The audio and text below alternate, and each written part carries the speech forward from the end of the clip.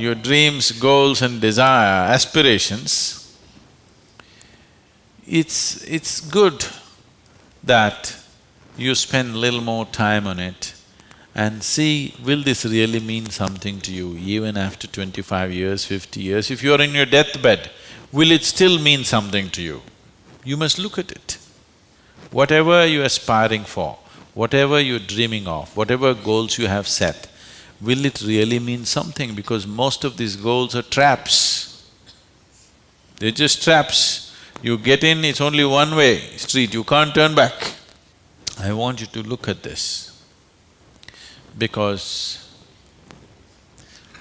many of them are older than you. You ask them what they dreamed of at 18, they're fortunate it didn't come true.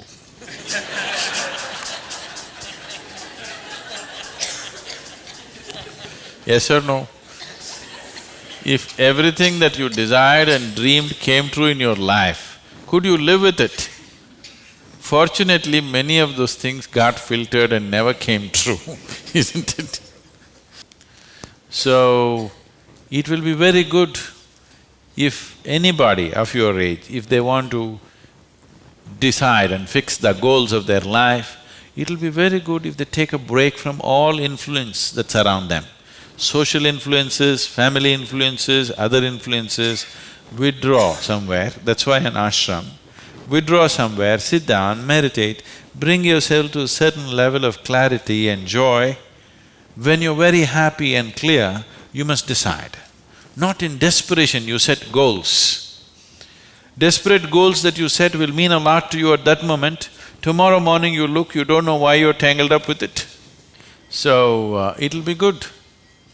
If you're fixing your life, it's best that you do it when you're very, very peaceful, happy and clear-headed, isn't it?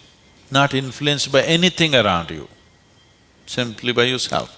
Sit and decide what is it that you really want to become in your life. What is it that will be of enduring value for you, not for somebody else, for you.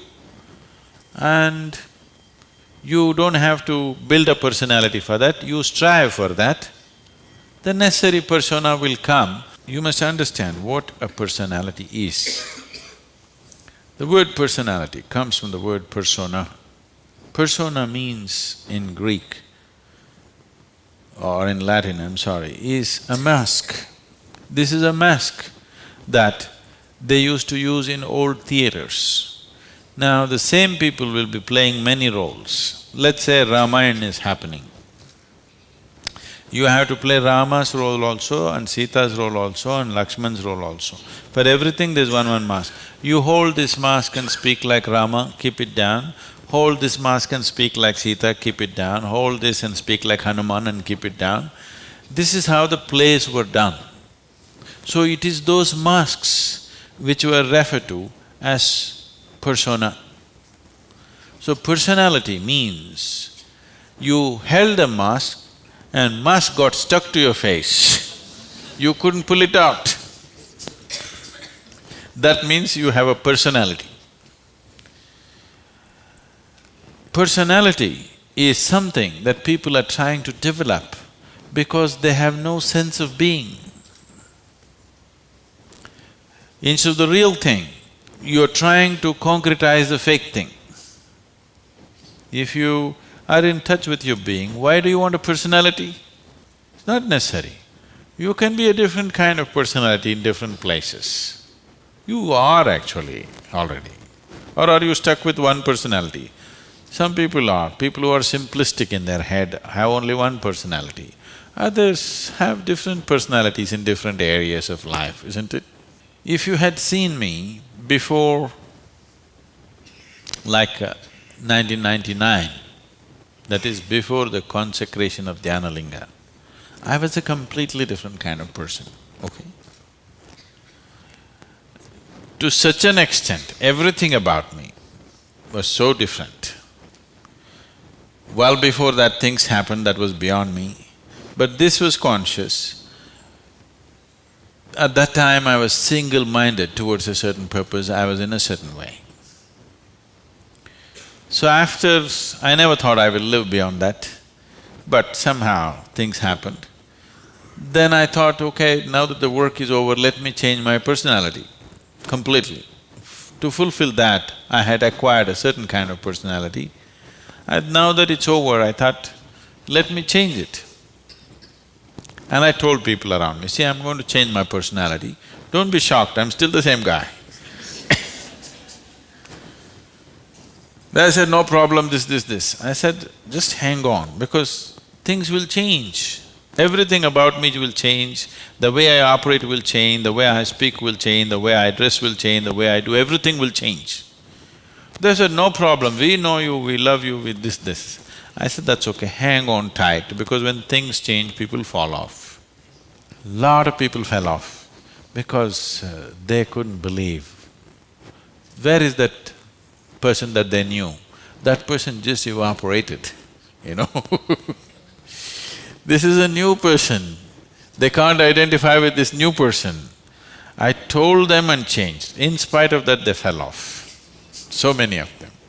So many of them who were very dear to me and very close to me, they fell away because I changed so dramatically. And I told them I'm going to change because one phase of work is over, now it's time to change my personality. The way I look, the way I dress, the way I speak, the very way I am, everything about me. I even changed what food I like.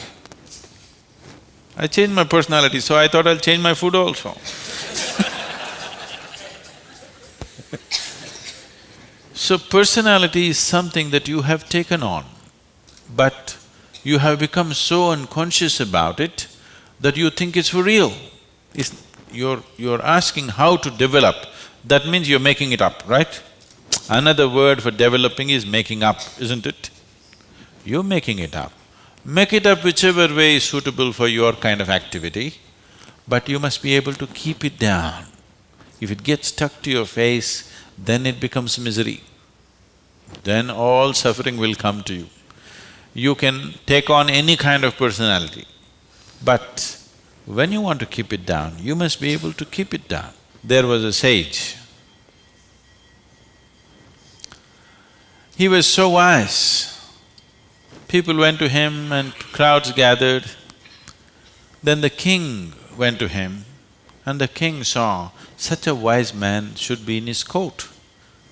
So he told the sage, you must come and become my chief minister, because a wise man like you shouldn't go away sitting under a tree. You must be useful for the people. The sage said, see, that's fine, but I have a condition. You must give me a room in your palace where I will spend every day 1 hour. You should never peep into that room, you should never ask me what it's about, you should never break into it, nothing. This room should be left unexplored by yourself, your servants, your secret agents and everybody. King thought, that's not a problem. What's the problem with me? You want your room, why do I want to look into your room? Take it. Then whenever any important meeting is to come, this man who's sage, now who's become a minister, so he's wearing appropriate clothes for the palace, but he goes in to this room and locks himself for 1 hour and comes out. A few months and years passed, but then after that, king's curiosity, it even got us to Mars. He wants to know what the hell is he doing inside. So rumor started all around, oh, he's doing something, he's got somebody inside, maybe he's an enemy agent, he suddenly landed here, what is he doing there, what is he doing there? Everybody, the whole palace started buzzing around with what is he doing in this room. Everybody wants to see what's in the room, but it's always locked, he goes in, spends time there and comes out. Especially when something important is to be done, he goes in.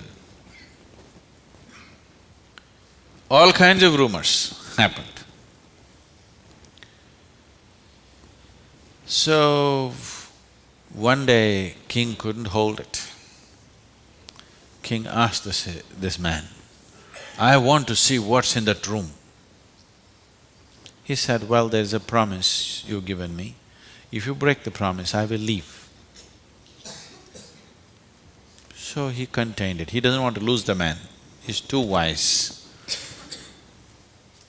And then his other courtiers started talking, "How can you allow this? We don't know what's happening inside. It could be dangerous, it could be this, it could be that." One day when he was not there, they broke open the door and went inside.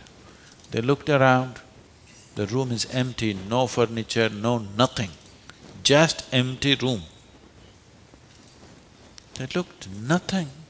Then what does he do here? Then in one corner they saw very, worn out clothing hanging there and a begging bowl. They went. They couldn't make out what this is. Then he came in. He said, "Well, you wanted to see, you have seen." The king asked, "What do you do here?"